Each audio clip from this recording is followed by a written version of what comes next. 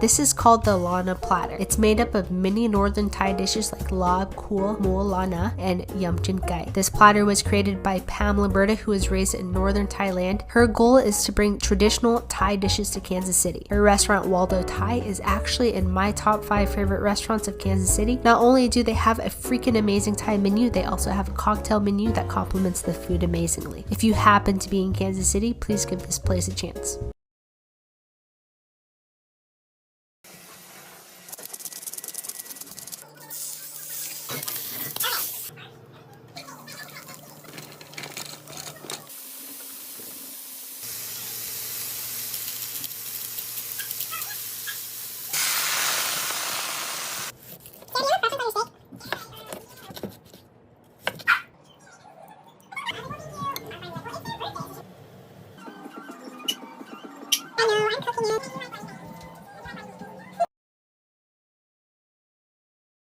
Welcome to an episode of I Don't Know What I'm Doing in the Kitchen. I have a whole pork butt that I'm trying to cook as easily as possible, so I'm going to use a crock pot. I trimmed the fat and seasoned it, then I put it in the crock pot along with garlic cloves and a can of beer. I cooked it on low for 10 hours, and this is a 6.5 pound piece of meat with the bone in. It was basically fall off the bone at this point.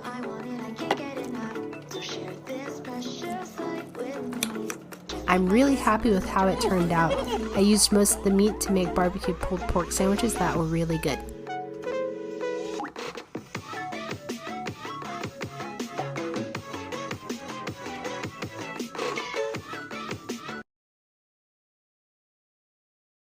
This is a Nashville hot chicken pizza. It's made with Nashville hot chicken, Italian blend cheese, red onions, pickles, and more cheese.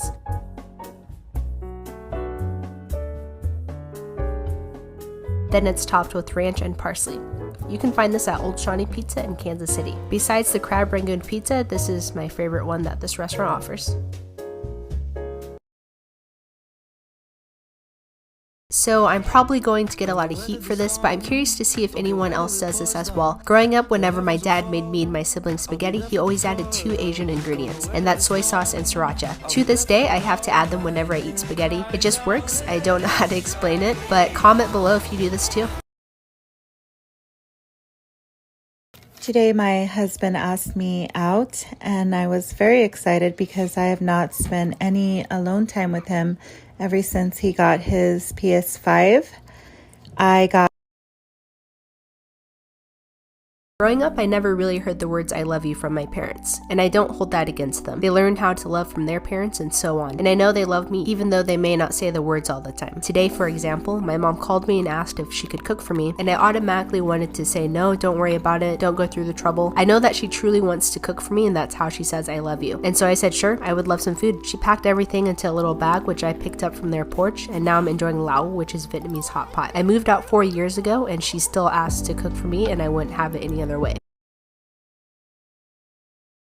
In this video, I will be making Takis chicken tenders. I've been looking to buy an air fryer for a while now, so when Carl Schmidt's son reached out to me asking if I'd like to review their air fryer pressure cooker combo, I was like, heck yeah. And this is my very first time using an air fryer, so we'll see how it goes. I crumbled up some Takis, seasoned the chicken tenders, and dipped it in eggs, and then a breadcrumb and Takis blend. This air fryer doubles as a pressure cooker, so I just have to swap out the lids depending on which one I want to use. Then I put the chicken in the air fryer at 390 degrees and sprayed it with olive oil. After 6 minutes, I flipped them over and cooked it for another 6 minutes. I'm not going to lie, these actually turned out really good. If you have any air fryer or pressure cooker recipes, please let me know. So far, I'm impressed, but I'm ready to use it more.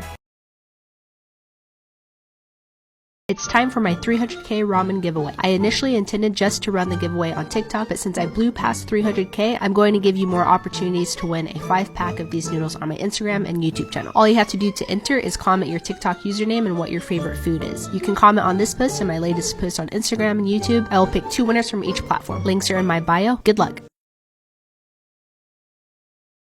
So barbecue is always a hot topic in Kansas City, and I have to show you guys one place I go to each time I'm back in KC. They serve Texas-style barbecue, including smoked brisket, pastrami, and ribs. They're even making pastrami tacos that are just out of this world. This is Heart Barbecue, and they pop up at Crane Brewing Company in Raytown every Saturday. If you're a barbecue fan, please check them out. This is a crab rangoon pizza and it became my first viral video on Facebook. That video is currently sitting at 14 million views and it helped kick off my video business. After posting the video, the restaurant sold out of this pizza at its 3 locations. The pizza is made with Kansas City style cracker dough, imitation crab, green onions, garlic, whipped cream cheese, and sweet chili sauce. I definitely think it went viral because of the interesting concept of having crab rangoon fillings on top of a pizza. Then it's topped with cheese and cooked in the oven. Once it's out of the oven, it's cut and they add on more sweet chili sauce, fried wontons, and green onions. I'm not going to lie, it's really, really good. I can only have a couple of slices though because it's really rich. If you're in KC, I highly recommend giving it a try. In this video, I will be making instant hot pot. I saw this at the Asian grocery market and decided I'll give it a try. Inside the packaging, there are chopsticks, a vegetable bag, 2 small bundles of noodles, a bean curd package, oil packet, a sauce packet, and the dipping spices. The instructions were in Chinese characters, which I can't read and I couldn't find anything online, so I used Google Translate. It was a bit rough, but I think I got the gist of it. I put the noodles in first and then the vegetables, bean curds, and the oil packet. I wasn't sure how much boiling water I should put in it, so I just filled it barely to the top. Then I put the lid on and let it cook for 10 minutes. While I was waiting, I poured out the spice packet. Usually I use liquid dipping sauces for my hot pot, but I just followed the picture on the front, so I hope it's right. After 10 minutes, I added the Szechuan sauce packet. By the way, the chopsticks that are included are hard to handle because they're shorter. I switched them out with some that I had at home. Overall, this hot pot was pretty good. If you want hot pot quickly, this is the way to go. There's also the Szechuan peppercorn in it, so definitely gonna make your mouth go numb if you bite into those.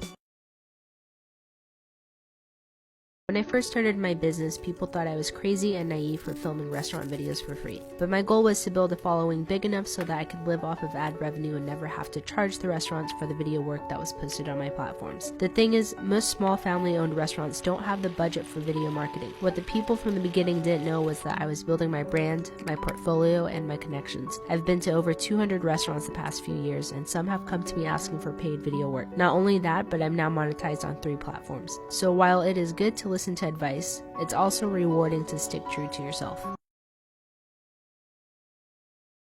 When I was a kid, my brother and I would beg my mom to buy these candies each time we went to the Asian grocery store. I had no idea what they were, but they just tasted so good. My brother and I would split the pack and watch who was able to eat their candy the slowest. I haven't had them in years, so I grabbed them the last time I was at the store. Apparently, they're haw flakes made from the fruit of the Chinese hawthorn. The little discs are sweet and fruity, and they taste as good as I remember. Have you tried these? Here's my Friday afternoon snack. Cheers, Mum, for the money. No girl has all 5. Prove me wrong. 1. More than $50 in their bank account. 2. A significant other that they've been in a stable relationship with. Oh, I fucked up. If you love food, let me talk to you real quick. Every day we whip up creations that are fun to watch, insanely delicious, easy to follow recipes, and we always just vibing, baby. Dropping a follow helps me show you these creations daily. So hear me out. In Asian culture, mental health is a subject that is not often talked about. It's seen as a weakness, and in some households, it's shameful. Luckily for me, I was able to see a therapist, and that changed the course of my life for the better. The reason I even started seeing a therapist is quite funny. I couldn't hold a relationship for longer than 3 months. I seriously thought there was something wrong with me, so I booked an appointment with a therapist thinking we could figure out if I had commitment issues. And pretty quickly, she became quite annoyed when she figured out why I was there. She said I was young, I hadn't met someone I liked enough yet, and that I didn't need to worry. So we started delving into my life and I started opening up more. And I never ever cried in front of other people, but she somehow got through, and in that first visit I shared things with her that I've never told anyone else in my life. I was in so much pain as I sat there crying, but I also knew this was the beginning of my healing. Over the course of 2 years, she helped me discover who I really wanted to be in this life, gave me the strength to quit my job and build my own business. And I share this story hoping to help at least one of you out there. Your mental health is important. Don't be ashamed of it. It's not a weakness. Rice paper, biscuit, mashed potato, mac and cheese, fried chicken, French fries, gravy. Now Auntie Lisa's doing a good job. You did a good job, Auntie Lisa. Last Christmas, I gave you my eye in Auntie Lisa. And the very next day, hit it, Newton. You gave it away in Auntie Lisa. This year, hit it, Newton. This sent me from tears in Auntie Lisa. I'll give it to someone. Hit it, Newton. Spain. Look at this. Slice, slice, slice, slice, slice. Down. So if you can't manage a whole one, take half of one. And then look. This idea has been living in my head rent-free ever since someone suggested it, and I finally did it. I made a ramen cake. For the bottom layer, I used 5 packages of the regular hot chicken noodles and put it in a cake pan. I packed it in the best I could and then added foil so it could hold its shape. For the middle layer, I used 4 packages of the curry-flavored noodles, and then the top layer, I used 2 packages of the corn-flavored hot chicken noodles. I put them in the fridge for 2 hours so they would hold their shape. Then I covered the outside of the bottom layer in mozzarella cheese and Spam, and then I cooked some eggs to put between each layer. I added more of each ingredient, working my way towards the top. Next, I put it in the oven for 15 minutes and the cheese melted beautifully. I added some of the hot chicken sauce over the top and some toasted nori and sesame seeds. Honestly, it tasted just like when you cook the noodles on its own and add Spam and eggs. This method was just way more time consuming. So what do you think, and which layer would you want to try? And just to let you know, fair enough. Yeah, I mean, fair enough. I'm a little lost, but fair enough. Like, I have no fucking clue what you just said, but hell yeah, man, I'm gonna speak my truth. But fair enough. That's the tat. Fair enough. So my first tip to becoming a food vlogger is to record. If you're cooking something, pull out your phone and shoot what you're doing. If you order takeout, get shots of the food, go right to left, left to right, and you can start the shot from far away and come in close, or you can start close and go far away. Pick up the food from a 45-degree angle, pick up the food directly from above, hold the phone in close and tuck in your elbows to keep a steady shot. You literally can't do anything wrong because you're learning. You need to familiarize yourself with good food angles, motions, and transitions. If you're comfortable, film yourself eating the food. If you don't like showing your whole face, just show your mouth. You do you, but you need to practice if you want to eventually shoot videos at restaurants.